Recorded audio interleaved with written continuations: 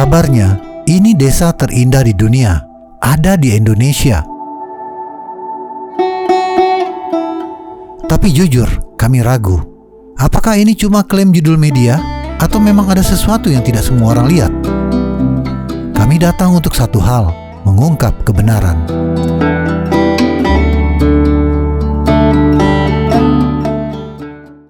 Halo, saya Bang Den. Saya Kak Beda. Kami Road Trip Indonesia. Pasangan suami istri yang 10 tahun hidup nomaden keliling Nusantara untuk mengenal bangsanya dari dekat.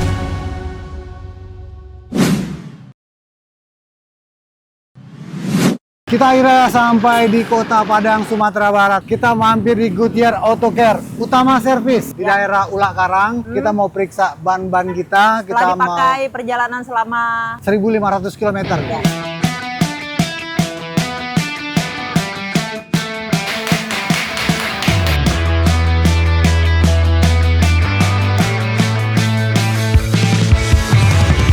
Goodyear Wrangler Duratrack 285 70 ring 17 RT.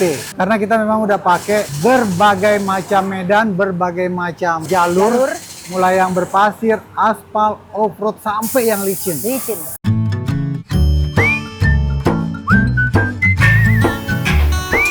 Totalnya kan kalau dari Jakarta sampai ke Aceh itu 3.000 km. 3.000 km.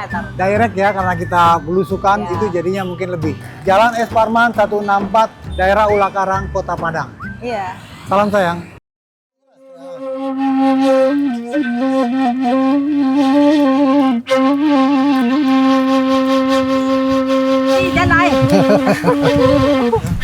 Di ketinggian pinggang Gunung Marapi, Kabupaten Tanah Datar, Sumatera Barat, terdapat sebuah desa atau di Ranah Minang biasa disebut dengan nagari, bernama Nagari Pariangan,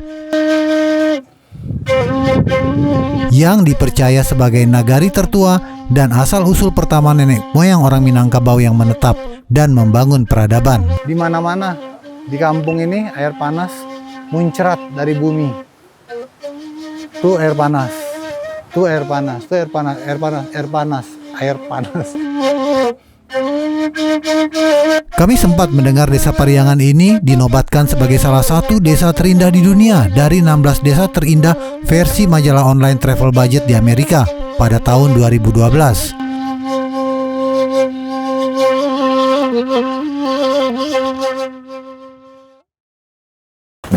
Aduh. Tadi ya semuanya. Terus? Ya. Akhirnya perjalanan akan kita lanjutkan menuju ke Aceh via Sumatera Utara.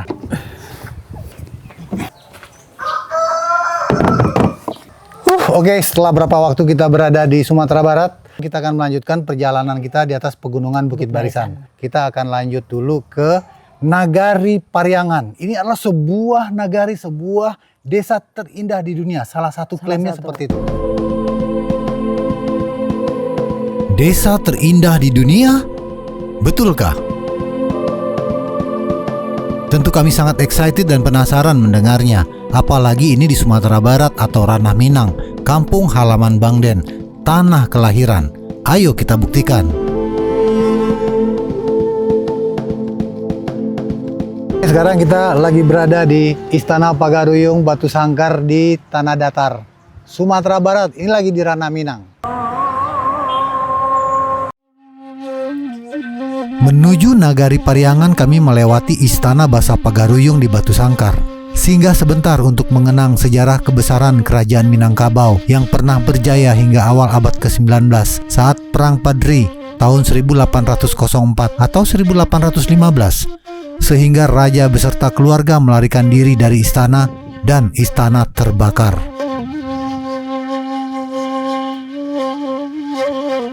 Istana Pagaruyung saat ini hanya replika yang berfungsi sebagai museum budaya dan objek wisata sejarah. Sudah 3 kali terbakar dan direnovasi kembali. Jadi sebelum kita nanti ke Nagari, desa terindah di dunia di Pariangan, kita mampir ke sini dulu. Dan sebelumnya kita mau bahas satu buah mic yang luar biasa ini, Holyland Lark M2S. Ini dari Denka Pratama. Selama kita bikin konten di YouTube dan media sosial Road Trip Indonesia yang lainnya, kita udah coba banyak sekali mikrofon. menurutku sih udah yang terbaik lah. Selain dia kecil, simple, dan ini kan karena kita pakai baju putih aja kan. Kalau kita pakai baju hitam udah totally dia udah nggak kelihatan. Jadi kita nggak kelihatan kalau lagi pakai mic. Dia kalau diselipin di sini juga itu udah. Nah, suaranya seperti ini. Case-nya ini dia juga compact banget ya.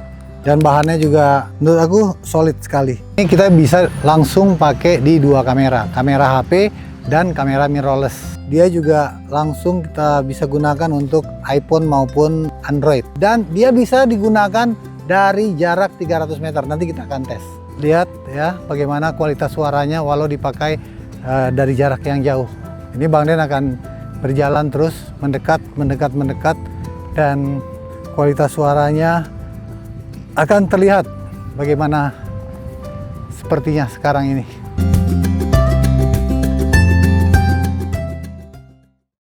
Uni lah barala mau kerja di siko. Kalau uni uwan tanyo, Yo, mungkin uni ko lah dari lahir di siko. lahir di siko orang asli siko.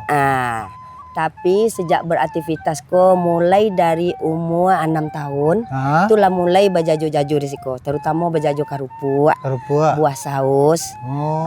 Kalau ada dulu tentara latihan, kami pun manggale untuk tentara latihan, contohnya buah kates tuh, buah kaliki, buah pepaya di awak. Yo. Nah, Ko ni Minang. Iko Iko Bundo Minang. Jangan lupa kalau datang foto-foto lah dengan Uni dan Bundo ya kan. Iya, Bundo nih. Istana Basa Pagaruyung ini adalah pusat kerajaan alam Minangkabau.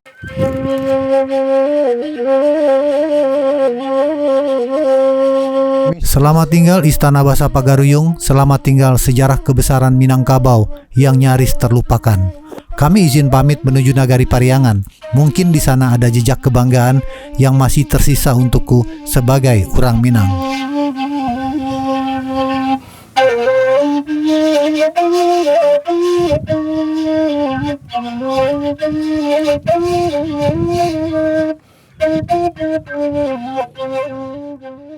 Pulanglah adik di tanah jauh. Di sini pemandangan sangat bagus. Kami singgah ngopi sambil menikmati keindahan dan udara dingin.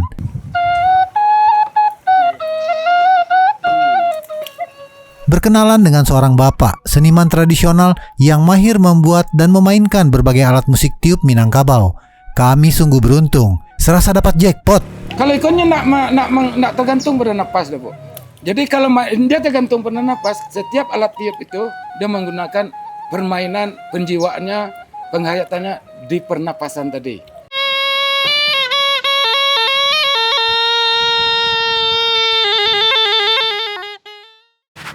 Kita udah telusuri tadi sampai ke atas, sampai ke lereng Gunung Merapi. Udah banyak kafe-kafe di situ. Dan sekarang kayak kita harus cari orang yang mengerti deh. Iya. Yang harus kita tanya gitu. Siapa Nanti itu? Kepala desa kah? Wali Nagari, kepala Wali desa, Nagari. atau di situ tadi kita lihat ada Pok Darwis ya.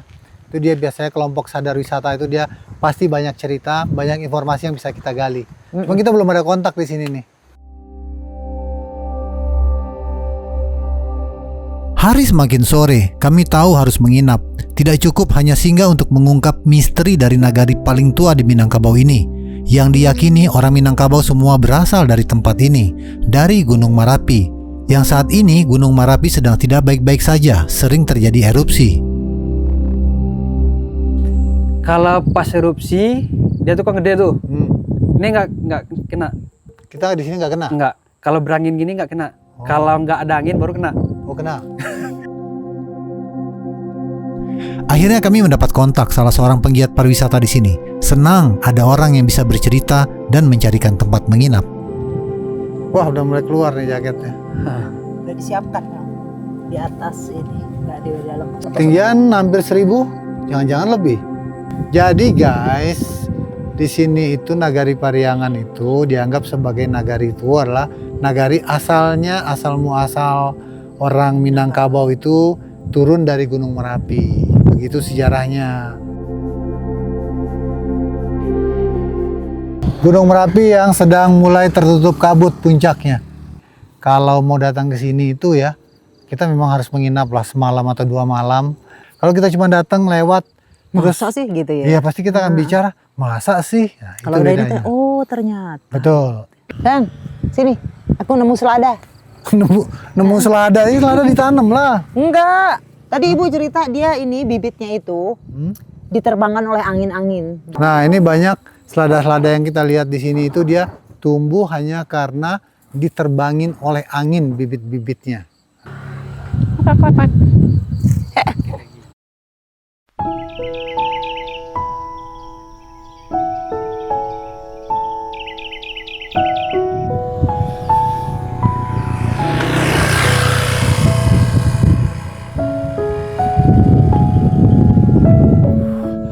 Ini suasana pagi di desa terindah di dunia, Nagari Tuo Pariangan. Pemandangannya luar biasa. Kalau kita sudah beberapa hari di sini menikmati siang, sore, pagi, baru kita bisa mengerti kenapa dia dikatakan sebagai salah satu desa terindah di dunia oleh majalah Travel Budget, majalah online Amerika. Di sana Gunung Merapi juga lagi clear banget, walaupun dia masih belum bisa didaki karena masih erupsi. Wow, amazing. Ini luar biasa banget. Luar biasa guys. Lihat tuh. Waduh, keren. Lihat gradasi-gradasinya berlapis-lapis. Tuh, beda sore, beda siang, beda pagi. Itu pegunungan Bukit Barisan yang kita kemarin bilang perjalanan kita di atas pegunungan Bukit ini adalah salah satu ketinggiannya di Sumatera Barat selain Alahan Panjang. Termasuk juga Gunung Merapi ini. Gunung Merapi ini juga dia di tengah-tengah pegunungan Bukit Barisan.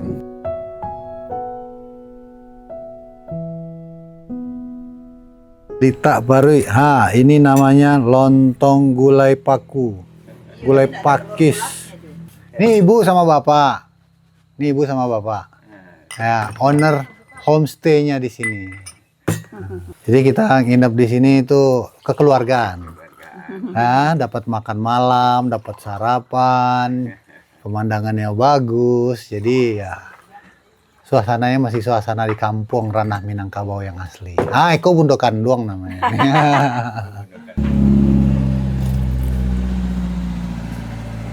Jadi aku selama di jalan ini beberapa kali aku jadi ikut sarapan juga, walaupun biasanya intermittent fasting.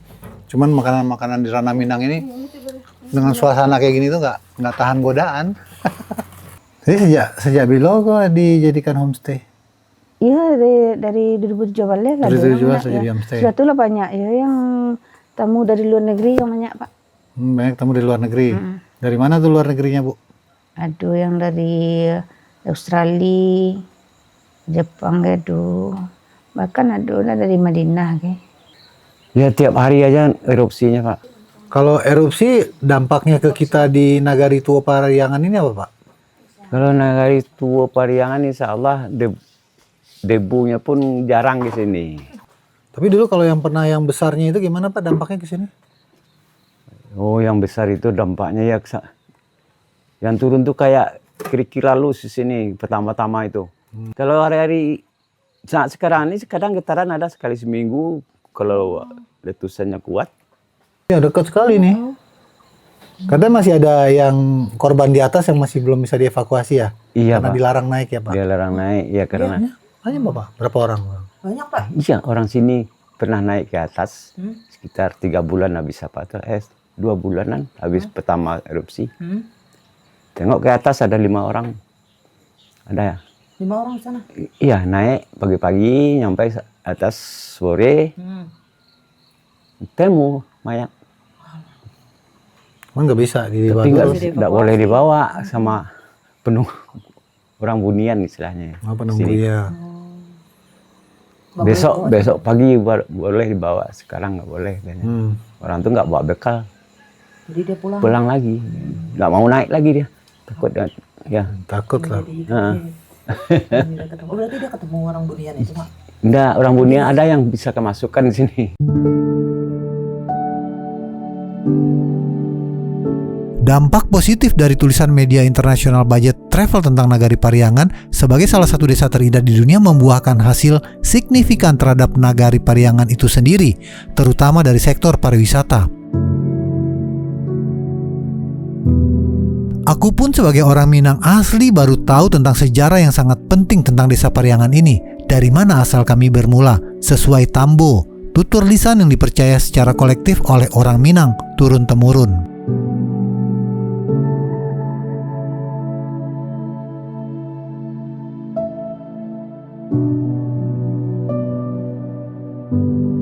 Semua orang menunjukkan sisi indahnya, tapi tidak ada yang membahas bagian ini. Apa yang sebenarnya tersembunyi di balik gelar desa terindah dunia?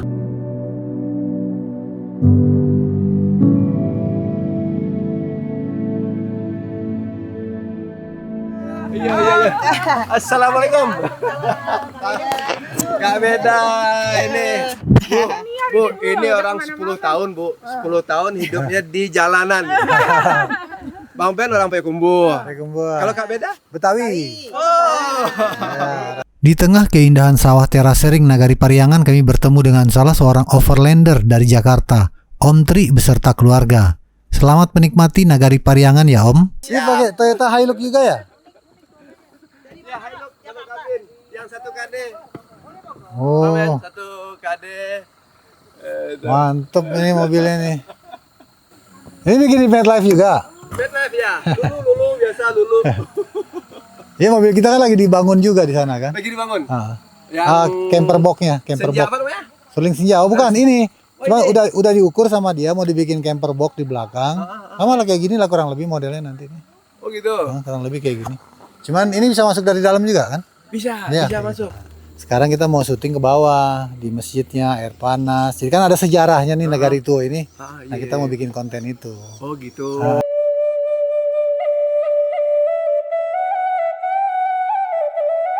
Kami semakin penasaran, langsung tancap gas menuju pusat desa yang masih banyak menyimpan peninggalan bersejarah dan cerita.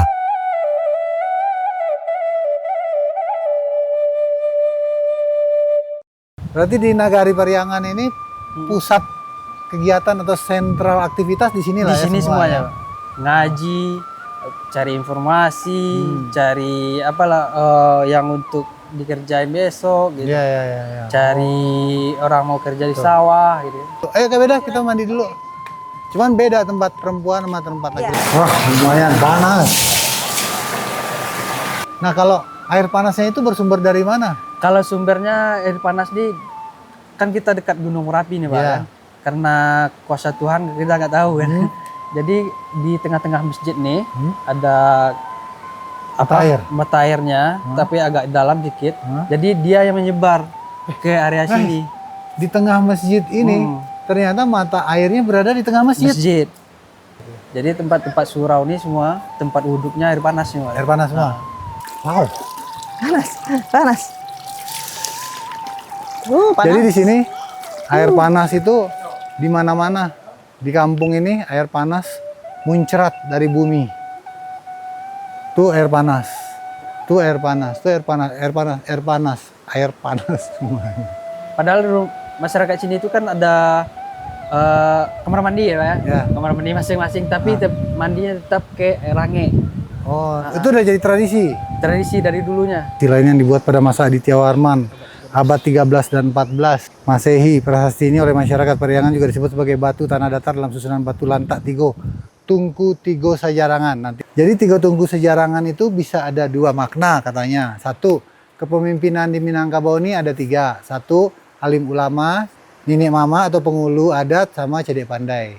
Jadi ini ternyata ada tiga batu di sini. Ini salah satunya yang mewakili tiga tungku sejarangan itu. Ini mewakili batu tanah datar, dua tanah datar. Nanti yang di situ itu mewakili batu Lua Agam. Nah, Lua Payakumbuh 50 kota di sana tuh, kampungnya Bang Den tuh batunya.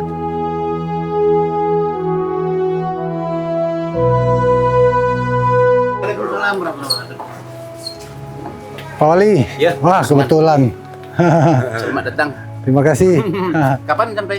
Kemarin? Kemarin nggak? Iya. Silakan, lagi sarapan. Iya. Ya, mari sarapan Pak. Ya udah sarapan tadi di homestay Omega. Oh, di Omega ya. Saya baru cerita sama itu. Jadi dari mana? Kalau kami ini lagi perjalanan keliling Indonesia Oh gitu. dari Jakarta. Sudah 10 tahun keliling. Tapi kalau asli Payakumbuh. Oh, Payakumbuh. Nah, Kalau orang rumah dari Jakarta, kalau tim awakku dari Jakarta. Oh gitu. Nah, jadi minta izin ambo di Silakan. Nagari Tua Pariangan membuat dokumentasi. Bagus, terima kasih. Menjadi apa tuh? Menjadikan nagari kami salah satu pilihan gitu. Ini air panasnya katanya tidak ada habis-habisnya. Dari sahabat kita tadi, Heru juga bilang dia sejak lahir airnya sudah pancurannya seperti itu, derasnya tidak pernah berkurang, tidak pernah kekeringan. Walaupun musim kemarau seperti apapun, luar biasa. Jadi masyarakat di sini semuanya mandinya mandi air panas pagi, siang, malam bebas. Punya nenek. Iyalah. Punya nenek jajan ya. Punya Kami nenek. kan tadi di bawah dulu itu video. Alah hitam. Ini namanya lepek bugi. Lepek bugi. Wow. Oh itu lepek Enak basah gula namanya. merah tuh. Di sini tempat semua berkumpul setiap hari sebagai pusat komunikasi, sosialisasi, dan berbagai aktivitas lainnya. Tentu setiap hari diawali dan diakhiri dengan mandi air panas. Uhui! Tradisi ini sudah berjalan dari zaman ke zaman hingga saat ini. Aku mulai membayangkan bagaimana indahnya hubungan antar masyarakat di sini. Sepertinya aku menemukan satu lagi keindahan di tempat ini.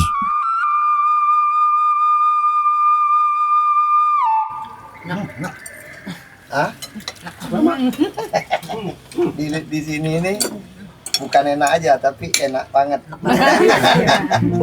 Kali ini kami beruntung lagi karena bisa bertemu dan disambut hangat oleh Bapak Bupati Tanah Datar, Bapak Eka Putra, bersama-sama dengan Om Tri dan keluarga. Selanjutnya kami kembali eksplor Nagari Pariangan untuk menuntaskan rasa penasaran kami. Oke, sekarang kita lanjutkan perjalanan kita di mana sayang? Kita ada di makam Tante Jo Gurhanu. Kita cari lagi informasi dan ceritanya karena Nagari Tua Pariangan ini banyak cerita, Penuh banyak dengan sejarahnya. Go. Ya sekarang aku berdiri di samping makam panjang ini dan aku ada di posisi kepalanya. Ya, ini kakinya dan inilah makam dari Tante Jo Gurhanu. Siapakah beliau ini? Dan ini luar biasa sekali. Kenapa panjangnya sampai 25 meter dan lebarnya 1,5 meter? Apakah beliau ini tingginya 25 meter sayang? Manusianya zaman dulu. Tante Jo Gurhanu ini adalah itunya dia dulu beliau tuh adalah arsitek pertama di Nagari Tua Pariangan. Arsitek pertama yang membangun rumah gadang. Apakah tubuhnya memang tingginya 25 meter karena makamnya panjangnya 25 meter atau bagaimana ya? Oh, kalau untuk kuburan panjang sendiri bukan badan beliau yang panjang. Oke. Jadi itu dulu sebelum Islam masuk tuh beliau masih agama Hindu Buddha.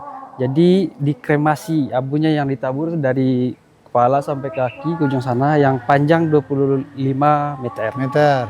Aku ambil bunganya ya, izin. Tapi dengan atap yang meliuk-liuk begitu kayaknya satu-satunya di dunia ya, jarang sekali ditemui dan aku selalu bertanya-tanya siapa ya kira-kira yang mendesain ini, siapa ya kira-kira yang menciptakan rumah seperti ini. Sekarang kita panjatkan dulu Al-Fatihah untuk almarhum Tante Jo Gurhanu.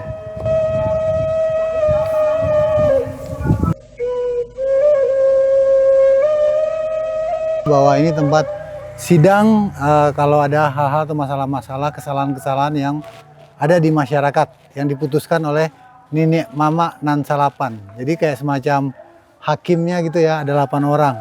Ini terlihat dari seperti tempat duduk. Iya. Ada 8 batu di sini. Tempat duduk. Ada senderannya juga. Bukan seperti tempat duduk, ini tempat duduk ya. Ya memang tempat duduk kan, tempat seperti duduk. kursi. Dari Tapi ini batu. dari sejak dulu posisinya memang sudah di sini dan seperti ini.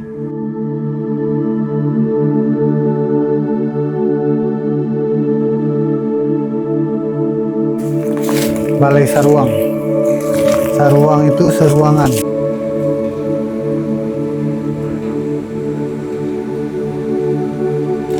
Disinilah duduknya dulu Angku Bandaharo Kayu, Tampuak Tangkai Alam Minangkabau, yang akan memutuskan ibarat sekarang itu mahkamah tertinggi. Jadi ini yang disebut dengan Balai Saruang. Aduh, aku merinding-merinding. Balai Saruang. Jadi Balai Saruang itu tempat keputusan. Kalau tadi kita di Balai Panjang itu tempat persidangan. Nah, disinilah diputuskannya apa hukumannya, Apakah hukuman mati, apakah hukuman diusir, dibuang dari adat dan segala macam diputuskan di sini.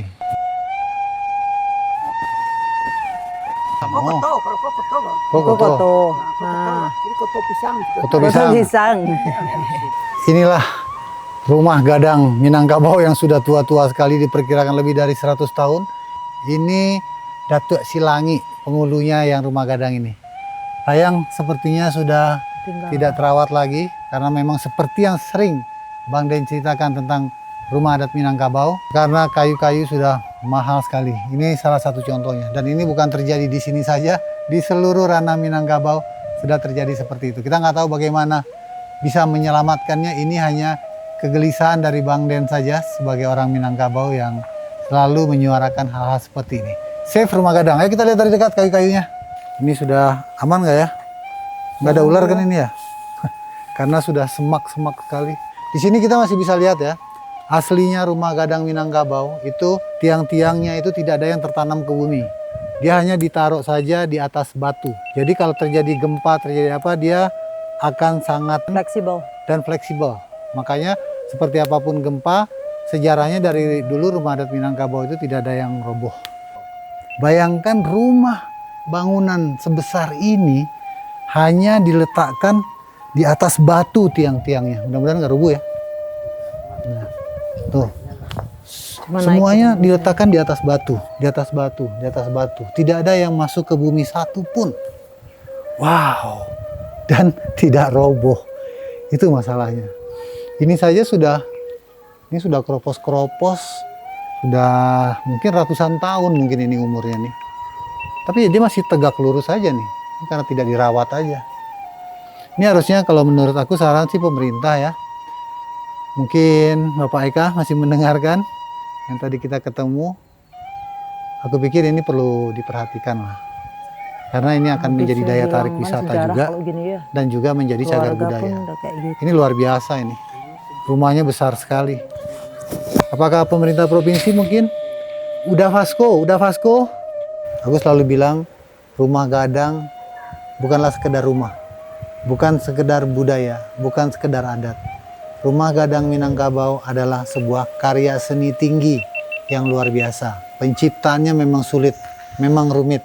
Hanya ahli-ahli tertentu yang bisa melakukannya dengan perasaan. Hingga terciptalah keindahan-keindahan yang luar biasa ini.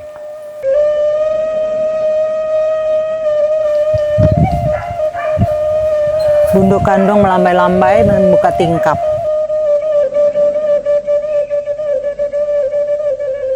Tapi ada lesung.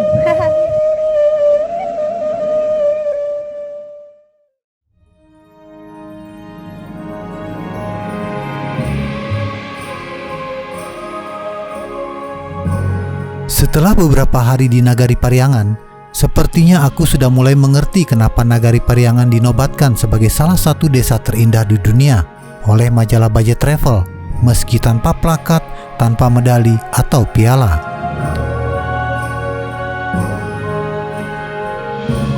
Ternyata untuk menangkap makna keindahannya tidak bisa hanya sebentar atau sekedar melintas. Makna desa terindah terasa sangat dalam, bukan sekedar indah pemandangan alam yang bisa dilihat kasat mata. Tapi banyak keindahan lain di sini yang hanya bisa dirasakan oleh jiwa yang halus, hati yang lembut, peka. Keindahan-keindahan seperti tatanan hidup masyarakat adat secara turun-temurun, penghormatan pada leluhur dan nenek moyang. Juga sejarah sebagai desa asal muasal orang Minangkabau, peninggalan prasasti dan bukti-bukti peradaban masa lalu masih lengkap. Dan juga keramah tamahan masyarakatnya. Semua itu disatukan dengan keindahan Gunung Merapi yang berkabut, cuaca dingin yang menenteramkan hati gelisah, sawah terasering berwarna-warni, gradasi pegunungan Bukit Barisan di pagi hari. Semua unsur tersebut menyatu. Maka terciptalah sebuah harmoni kehidupan yang mengalun selaras dengan alam. Dan itu sangatlah indah. Ini namanya deta. Deta tuh apa? Untuk pakai silat. Pendekar silat, dia pakainya deta. Sampai di sini aku mengerti dan setuju kalau Nagari Pariangan dinobatkan oleh majalah Budget Travel sebagai salah satu desa terindah dunia. Karena keindahan sesungguhnya tidak terlihat sekelebat mata. Terima kasih Nagari Pariangan, terima kasih Tanah Datar, terima kasih Ranah Minang. Mohon maaf kalau ada informasi yang kurang tepat atau salah. Kami datang dengan cinta.